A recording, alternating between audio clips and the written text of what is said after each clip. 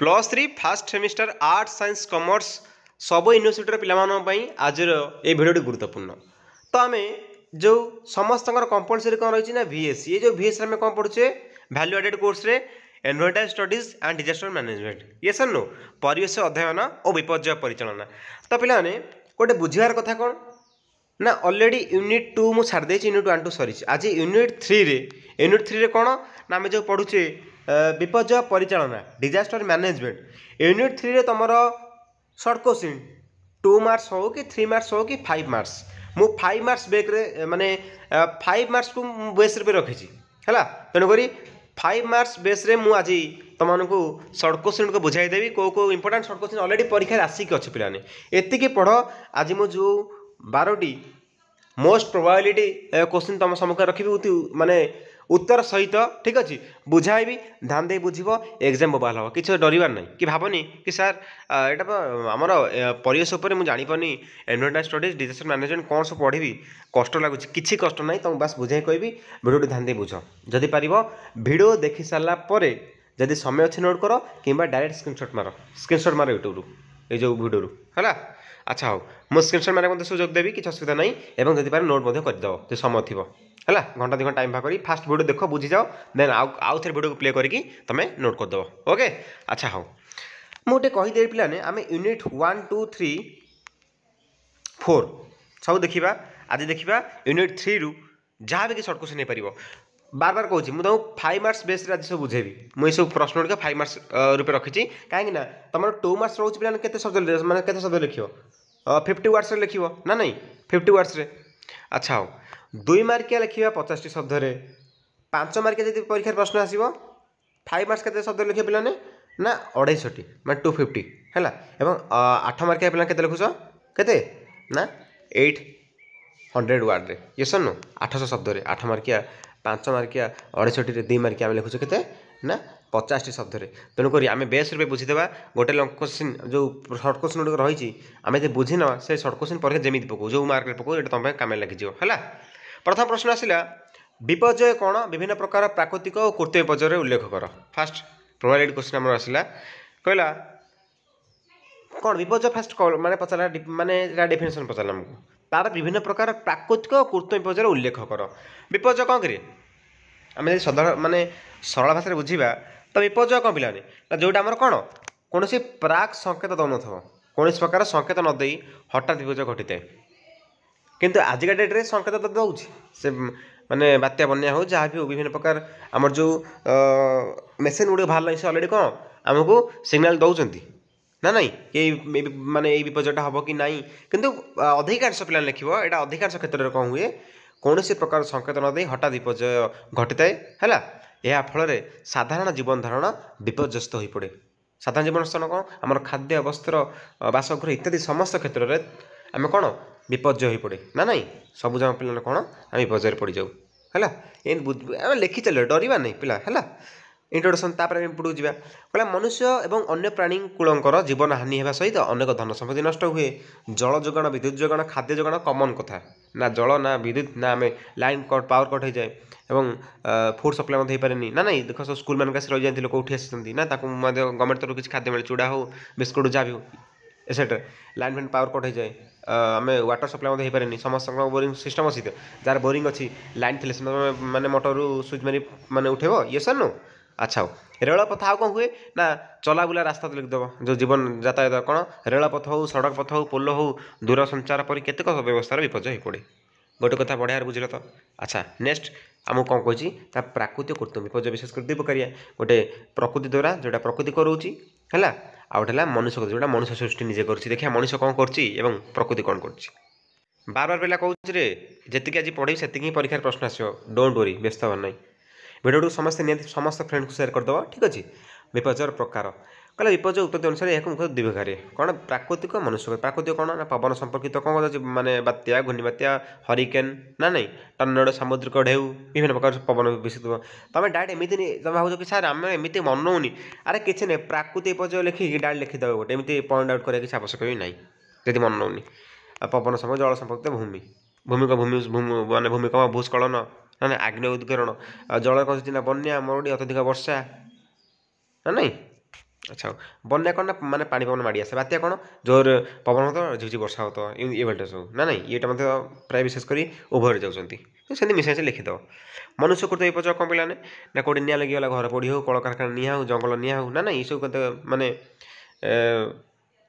को माने खराब लोक अछन निआ फे लगे जंगल में गृहदाह अपराध अंतर्देह हणाकटा ये सब गोटे मनुष्यगत विपर्य ये सब गोटे गोटे डिजास्टर मनुष्य द्वारा ना नहीं दुर्घटना मोटर दुर्घटना हो जलजहाज मध्य परस्पर धक्का हो उड़ाजाहाज दुर्घटना रेलपथ दुर्घटना हो सब कर छिद्र सृष्टि कम पे आम जो मिथेन गैस को लीक कर दूसरी कि गैस टाँगे छिद्र जब आम देखा नि लगी जाऊँगी ये सब लिखी चलो है नेक्स्ट प्रोबेबिलिटी क्वेश्चन आसला सिलेक्टेड क्वेश्चन आसला पे कौन भूमिकंपर कारण प्रभाव लिख यहाँ अच्छी है right on the causes and effects of earthquake आमर जो भूमिकंप होची तार कारण पे कौन पे तार प्रभाव कौन पे रोचे कारण कौन करिए देख कारण कौन ना भूमिकंप कौन संकेत नदी हठात होता है विशेषकर अधिकांश क्षेत्र में लिखिब अधिकांश क्षेत्र में भूमिकंप कौन संकेत न देता है यह विपर्य मान मध्य मुख्य विपर्य जोटि आम पूर्वानुमान अनुमान करवा प्रायतः असंभव है मुख्यतः भूपृष्ठ गठन कर प्रकांड प्रस्तर स्तर गुड़िकर चलन द्वारा आम जो प्लेट गुड़िक रही माने चलन जो ठीक चलती से माने बालान्स रही से कौन हम पे भूमिकंप हम देख यार प्रभाव अत्यंत भयंकर भूमिकंप मापियापी सिस्मोग्राफ है नामक एक जंत्र व्यवहार कराए से भूमिकंप तीव्रता जानापी कौन ना रिक्टर स्केल व्यवहार कराए ये जानी पे बार बार सर्ट क्वेश्चन कही भूमिकंप मापिया कौन करें कौन सिस्मोग्राफ है एवं तार तीव्रता ता स्पीड कौ लिमिट रे केते पावर से कौन करे ना रिक्टर स्केल स्केल नहीं सब माप जाए ना नहीं अच्छा प्रभाव जानता मुझे प्रभाव पढ़ुनी वीडियो पॉज कर पढ़ी नियो यहाँ अति सहज पे किसी आवश्यकता नहीं तुम पढ़ी नियो सुनामीर कारण प्रभाव कहला ridden on the causes and effects of tsunami आम टी डाइट कौन हो साइलेंट वार्ड रूप रोचे है एस टू पढ़ना देखिए सुनामी पढ़ियो ना नहीं कि टी डाइट मान रंपलसरी साइलेंट वार्ड रूपे सुनामीर कारण प्रभाव सुनामी पे कहीं हुए तुम गोटे भाव कि आम जो सुनामी ये कहीं हो भाच कौन मुझे तुमको पे दुईटी मेजर पॉइंट कहूँ समुद्र तले अवस्थित भूभाग माने आमर जो समुद्र तले तुम भूपृष्ठ कौन पे जो जल अच्छी जो समुद्र अच्छी ये जो समुद्र गुड़िक अच्छी ये समुद्र तले अवस्थित भूभाग में भूमिकंप घटिया फल सुनामी ढेउ सृष्टि होता है किंबा समुद्र गर्भ मध्य रही आग्नेय उद्गीरण है आग्नेयगिरी हठात आग्नेय उद्गीरण फल सुनामी ढेउ सृष्टि होता है दुटी मेजर पॉइंट कहदेली देखिए ये कौन लिखी सुनामी एक जापानी शब्द यार जार अर्थ बंदर ढेउ समुद्र कूल जो ढेउ उठे और सुनामी ढेउ मध्य अनेक फरक रही समुद्र में उठुवा साधारण ढेउ सूर्य चंद्र अन्य ग्रहंकर आकर्षण जो सृष्टि होता है ये सिंपल कथा से तुम पे जानी जब पूर्णिमा होता है से माने संध्या टाइम विशेषकर माने समुद्र कूल जो माने बारण कर माने गवर्नमेंट तरफ तुम जो जगह तुम समुद्र थी विशेषकर यहाँ जानी था ना नहीं ये सब न कहती आज पूर्णिमा अच्छी कि आज ये अच्छी ये जाओ ना आज बंद ये समय यात्री कहीं जीवेनि ना नहीं किंतु सुनामी ढेउ समुद्र तले होता भूमिकंप सृष्टि होता है सिंपल कथा लिखाई बेले बेले समुद्र गभीर आग्नेय उद्गीरण जो सृष्टि होता है सेस्मोग्राफ भूमिकंप सहित शून्य तीव्रता आकलन कर ये आर दुटा सुनामी भूमिकंप मान मापुचे तीव्रता आकलन करोके सब इंपोर्टाट कथा आम सुनामी माने कजेस जानीदे सिंपल कथा कि प्रभावटा कौन 70 किलोमीटर बेग ताठ अधिक बेगर गति कर जानी था तरंगटा है आउ कौन ना गभीर तरंग गभीर समुद्र हित सुनामी तरंगर प्रभाव अनुभूत हुए ना आम गभीर तरंग आम जो गभीर समुद्र हित एत प्रभावित हुए विशेषकर बाहर ही हुए तरंग जो कौन कूल निकटवर्ती से है प्राय 15 मीटर रु अधिक उच्चर ढेउ तरंग 700 किलोमीटर बेगर समुद्र भितर स्थल भाग को माड़ी आसे समुद्र भितर स्थल भाग जो मनुष्य जीवन यापन करते स्थल भाग विशेषकर से माड़ी आसे 700 किलोमीटर बेगर जापार पे 15 मीटर उच्चतार जापार के स्पीड से आसे 700 किलोमीटर जो पर आवर घंटा प्रति भाव तो कौ भाई तार स्पीड रोथ है तरंगर भयंकर बेग जो यार सम्मुखें पड़ुवा समस्त पदार्थ को यह से बसाई नहीं था सुने भूस माटी सब मैंने घर द्वार किसी मानी देखी तो फिल्म मानक ना नहीं अच्छा हाँ नेक्स्ट क्वेश्चन देखिए देखिए आउ नेक्स्ट कौन लिखला आने पढ़िया बर्तमान तापर एमती आउ एग्जांपल तुम देपर कि विद्युत सेवा टेलीफोन सेवा सब बाधाप्राप्त हुए ଭୟଙ୍କର ସ୍ଥିତି କ'ଣ ସୁନାମି ଢେଉ ସମୁଦ୍ର ମଧ୍ୟକୁ ପ୍ରତ୍ୟାବର୍ତ୍ତନ କରିଥାଏ ହେଲା।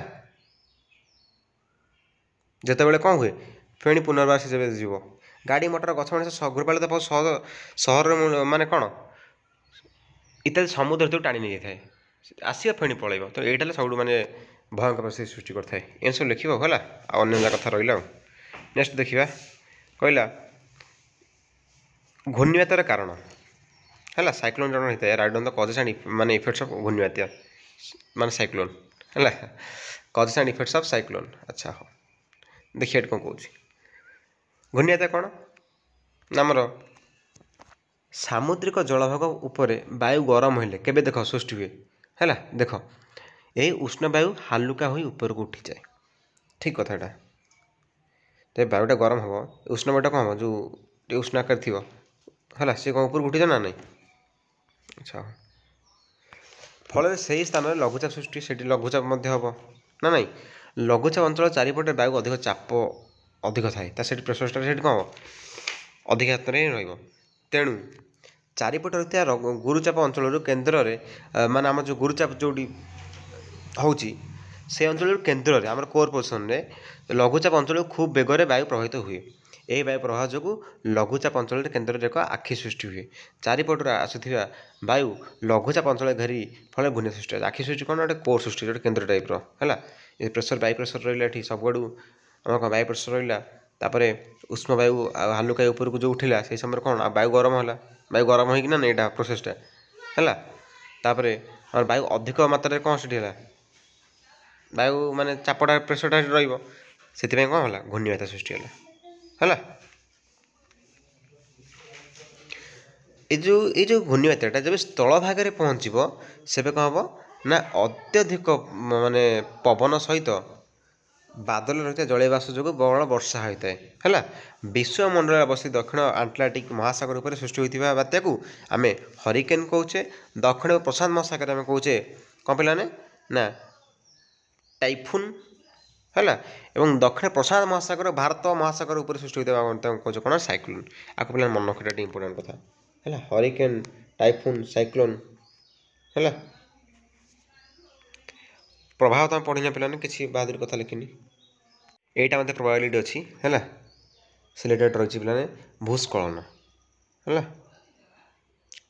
ଲ୍ୟାଣ୍ଡ ସ୍ଲାଇଡ୍ ଗୋଟେ ତୁମର ଅଛି ଲ୍ୟାଣ୍ଡ ସ୍ଲାଇଡ୍ ହେଲା। ଏଇଟା ମଧ୍ୟ ପିଲାମାନେ ଦେଖିନ ଟିକେ କାରଣ ପ୍ରଭାବ ଏଇଟା ମଧ୍ୟ କିଛି ମାନେ ତୁମେ ଗୋଟେ ଅବୁଝା ରହିଯିବା ଭଳି ସେମିତି କିଛି ଜିନିଷ ନାହିଁ ଯେଟା ପଢ଼ିକି କହିବି ସ୍କ୍ରିନଶଟ୍ ନେଇପାରିବ। ଦେଖିଲ ତ ନେକ୍ସଟ ଆଉ ଗୋଟେ ପ୍ରୋବାବିଲିଟି ସିଲେକ୍ଟେଡ଼ କ୍ୱେଶ୍ଚିନ୍ ଦେଖିବା। କହିଲା ମନୁଷ୍ୟକୃତ ମାନେ ମନୁଷ୍ୟ ଦ୍ୱାରା ସୃଷ୍ଟି ବିପର୍ଯ୍ୟୟର କାରଣ ପ୍ରଭାବ ଲେଖ। ବିପର୍ଯ୍ୟୟର କାରଣ କ'ଣ ବିଭିନ୍ନ ପ୍ରକାର କାରଣ ହୋଇଥାଏ। ଅଗ୍ନିଶମ ବିପର୍ଯ୍ୟୟର କାରଣ ପ୍ରଭାବ ଦୁର୍ଘଟଣାର କାରଣ ପ୍ରଭାବ ସବୁ ଗୋଟେ ଗୋଟେ ତୁମେ କାରଣ ପ୍ରଭାବ ଲେଖିବ। ମନୁଷ୍ୟ ଦ୍ୱାରା ସୃଷ୍ଟି ହୋଇଥିବା ବିପର୍ଯ୍ୟୟକୁ ମାନେ ମନୁଷ୍ୟ ବିପର୍ଯ୍ୟୟ କୁହାଯାଏ ହେଲା। ତ ଏଇଟା ତ ମାନେ ତୁମେ ଯେଉଁଠି ଅବୁଝା ରହିଛ ସେଥିପାଇଁ ଏଇଟା ସେମିତି କିଛି ନାହିଁ ପିଲାମାନେ ଟପିକ୍ଟା ହେଲା। ମୁଁ ବାସ୍ ତୁମେ ଦେଖାଇ ଦେଉଛି ପଢ଼ିନା ଭିଡ଼ିଓକୁ ପଜ୍ କରିକି କିଛି ଅସୁବିଧା ନାହିଁ ତୁମେ ଲେଖିପାରିବ। ଏଇଟା କିଛି ନୋଟ୍ କରିବା ଆବଶ୍ୟକ ନାହିଁ ମନ ଲେଖିଦେବ।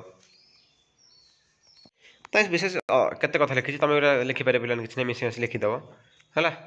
ତାର ଆଉ ଗୋଟେ ଏମିତି ପରୀକ୍ଷା ପ୍ରଶ୍ନ ଆସିପାରେ ପ୍ରିପାରନେସ୍ ଉପରେ ହେଲା। ଆଉ କହିଲା କମ୍ୟୁନିଟି ପ୍ରିପାରନେସ୍ ଫର୍ ଡିଜାଷ୍ଟର ମ୍ୟାନେଜମେଣ୍ଟ ମାନେ ଆମର ବିପର୍ଯ୍ୟୟ ମୁକାବିଲା ପାଇଁ ଗୋଷ୍ଠୀର ପ୍ରସ୍ତୁତି ବିଶେଷ କରି ଆମେ ଯେଉଁ ଗୋଷ୍ଠୀ ରହିଥାଉ ହେଲା। ତ ସେ ଗୋଷ୍ଠୀର ପ୍ରସ୍ତୁତି କେମିତି କ'ଣ ରହିଥାଏ ଦେଖ। କହିଲା ସ୍ଥାନୀୟ ପ୍ରଶାସନ ପ୍ରଥମ କର୍ତ୍ତବ୍ୟ ହେଉଛି ଗୋଷ୍ଠୀର ଲୋକମାନଙ୍କୁ ସେମାନଙ୍କର ଅସୁରକ୍ଷିତ ବିଷୟରେ ଅବଗତ କରାଇବା ହେଲା। ତାଙ୍କର ଯେଉଁଟା ଭଲନେରାବିଲିଟି ଯେଉଁଟା ରହିଛି ଅସୁରକ୍ଷିତ ତାଙ୍କୁ ଆମେ ଅବଗତ କରିବା ଯାହାଦ୍ୱାରା ଗୋଷ୍ଠୀ ଏକାଠି ହୋଇ ବିପର୍ଯ୍ୟୟ ମୁକାବିଲା ପାଇଁ ସାଧାରଣ ଅବସ୍ଥାକୁ ଫେରି ପାଇବେ ହେଲା। ତାର ସେମିତି କିଛି ନାହିଁ ଦେଖିନା ମୁଁ ଗୋଟେ ମାନେ ଦେଖିଦେବି ସ୍କ୍ରଲ୍ ଡାଉନ୍ କରିକି ଦେଖିଦେଲା ତ ସେଇଟା। ନେକ୍ସଟ ପ୍ରୋବାବିଲିଟି କ୍ୱେଶ୍ଚିନ୍ ଦେଖିବା ଆମେ ଦେଖିବା କ'ଣ ଦେଖିବା। ତାର ହିଟ୍ ୱେଭ୍ର ଯେଉଁଟା ଆମର ଅଛି ଉଷ୍ଣ ପ୍ରଭାବର ତୁମେ ଲେଖିବ ତାର ରିସ୍କ ଆନାଲିସିସ୍ କରିବ ହେଲା। ପ୍ରତିକାର ବିଷୟରେ ଲେଖିବ ପିଲା ଯାହା ଯାହା ଦେଇଛି ହେଲା। ମାନେ right on vulnerability assessment for heat wave and risk analysis ହେଲା। ତ ଏଇଟା ତୁମେ ଦେଖାଇ ଦେବ ସ୍କ୍ରଲ୍ ଡାଉନ୍ କରିକି ଏଇଟା ପଢ଼ିନିଅ ଅବୁଝା ଭଳି ରହିଛି ଏଠାରେ ମଧ୍ୟ କିଛି ସେମିତି ଦ୍ୱନ୍ଦ୍ୱ ଆସିବନି। ସବୁଠୁ ବର୍ତ୍ତମାନ ଇମ୍ପୋର୍ଟାଣ୍ଟ ପ୍ରଶ୍ନ ଆସିଲା NDMA ଯେଉଁଟା ଆମେ କହୁଛେ ନ୍ୟାସନାଲ୍ ଡିଜାଷ୍ଟର ମ୍ୟାନେଜମେଣ୍ଟ ଅଥରିଟି ହେଲା। ଏଇଟା ବିଶେଷ କରି ଆମର କେବେ ନା 2005 ଅନୁସାରେ 2006 ମସିହା ସେପ୍ଟେମ୍ବର 27 ତାରିଖ ଦିନ ଆନୁଷ୍ଠାନିକ ଭାବରେ ଗଠିତ ହୋଇଥିଲା। 2005ରେ ଆମର ପ୍ଲାନିଂ ଥିଲା ତାପରେ 2006 ମସିହା ସେପ୍ଟେମ୍ବର 27ରେ ଏଇଟା କ'ଣ ହେଲା ଆନୁଷ୍ଠାନିକ ଭାବେ ଗଠିତ ହୋଇଥିଲା। ଭାରତର ପ୍ରଧାନମନ୍ତ୍ରୀ ଏହାର ସଭାଧିକାରରେ କାର୍ଯ୍ୟ କରନ୍ତି एनडीएम सुपरिटेडेंट 9 जन सभ्य मध्य रही पे मन रख जड़े उपसभापति दायित्व ग्रहण करती मन रहा तेणु 6 जन आम 9 जन सभ्य रही जड़े उपसभापति दायित्व ग्रहण करेंगे एवं यार सभापति किए मैंने प्रधानमंत्री प्राइम मिनिस्टर होती यार सभापति आम नेशनल डिजास्टर मैनेजमेंट क्लीयर तो जोटा कहे जातीय विपर्य परिचालन संस्था हूँ भारत विपर्य परिचालन गठन कर कौन शीर्ष वैधानिक संस्था बा सर्वोच्च शीर्ष कहले कौन एक मुख्य है पे पढ़ने किसी ये कथा कहनी एनडीएम कार्य और दायित्व उत्तरदायित्व कौन गुरु दायित्व आम कहूँ कौन ये कम से कर टेक्स्ट स्क्रीनशॉट यहाँ स्क्रीनशॉट नहीं पे यहाँ इंपोर्टाट ना खाली देखी था यहाँ देखी था काले सर्ट क्वेश्चन जब कौटी आम OMR जो रोचे है कि मल्टीपल चॉइस रोचे काले सीट कौट पकईदेव यहाँ तार लोगो एनडीएम राज्य परिचालन संस्था आम किए रे यार सभापति किए प्राइम मिनिस्टर ना किए रे चीफ मिनिस्टर रे जोटा कहते स्टेट डिजास्टर मैनेजमेंट अथॉरिटी 2006 मसीह भारत कौन जातीय विपर्य परिचालन संस्था प्रतिष्ठा कराइला है से आमर यहाँ जातीय कथा सेपरी भारतर समस्त राज्य और केन्द्रशासित अंचल अंचल विपर्य परिचालन रही कौन राज्य विपर्य परिचालन संस्था प्रत्येक राज्यर मुख्यमंत्री अथवा केन्द्रशासित अंचल मुख्य लेफ्टिनेंट गवर्नर आमर है सी कौन करती ना राज्य परिचालन परिषदर सभापति अटंती तो आमर एसडीएम जोटा कहे state disaster management authority SDM कि आमर क्षमता कार्य कौन पढ़नी वीडियो को स्कॉलर देखीदेली आईटा इंपोर्टाट ना ठीक अच्छे तो यह +3 first semester arts science commerce समस्त VSC जोटा पढ़ुचे आम EVS and disaster management DM okay तो आर्ट्स साइंस कॉमर्स समस्त कंपलसरी समस्त यूनिवर्सिटी समस्त ऑटोनोमस कॉलेज समस्त डिग्री कॉलेज पे ओडिशार सिलेक्टेड प्रश्न यहाँ था तो निहाती समस्ते चैनल को सब्सक्राइब करके तुम समस्त फ्रेंड को शेयर कर दियो एवं समस्त टेलीग्राम ग्रुप में जॉइन हो जाओ डिस्क्रिप्शन बॉक्स रे मु टेलीग्राम लिंक दे दूची रोची जय जगन्नाथ आ हाँ समस्त प्लेलिस्ट देख ऑलरेडी किसी वीडियो कर देचे।